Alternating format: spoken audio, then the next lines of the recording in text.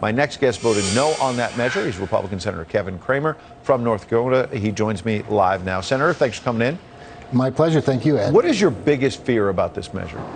Well, my biggest fear about it is that I think it actually weakens the United States position and certainly weakens the president's hand as he deals with Iran and others, frankly, in the region. The other thing about it, while it's a good discussion to have as we talk about Article 1 powers, separation of powers, what the Constitution says about who has the power to declare war, the president hasn't declared war.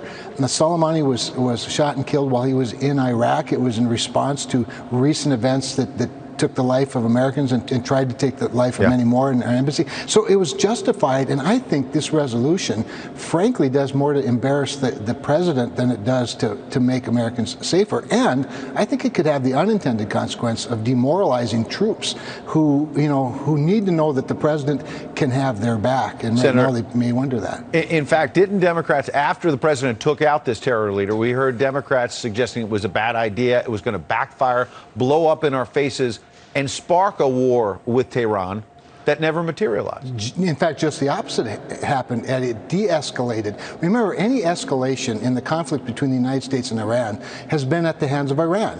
And in fact, President Trump was quite patient with Iran when they took out our drone. You might recall he didn't respond at least didn't respond with any kinetic action.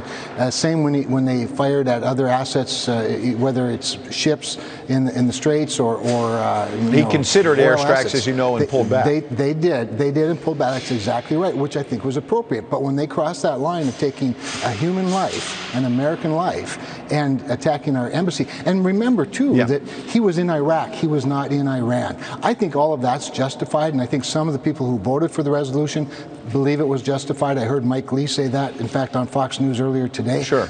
But what we're doing with this resolution, I mean, we're not at war with Iran. I don't think we're likely to be at war with Iran. It really restates what the Constitution already says, and the Constitution is more than adequate to that task. But Senator, because what are we going to do with every other country? We're going to pass a AUMF resolution on Canada or North Korea? I mean, we shouldn't preempt the Constitution. But if your position makes so much sense, why didn't Mike Lee and several other Republicans join you? Instead, Mike Lee, Rand Paul, and others in a Republican-led Senate, as you know, challenged the president. Why? Yeah, so I think, Ed, because there's a lot of pent-up frustration with the general issue of war powers, the fact that we continue to take action based on 2001 and 2002 AUMFs. Those are reasonable positions, they're reasonable frustrations, and we ought to have a reasonable discussion about them. I just don't like it in the context of this conflict that we have right now, because there's so much at stake in the Middle East, including Iran, but particularly Iraq and the other countries. So to me, it was just a matter of context. Senator, I've got 30 seconds left. Sure. The president, going back to 2016 in the campaign, promised to end these so-called endless wars. Mike Lee and others are now saying they want to see Afghanistan end. Can this president get there while still protecting and making sure America and making sure that it's not a terrorist safe haven?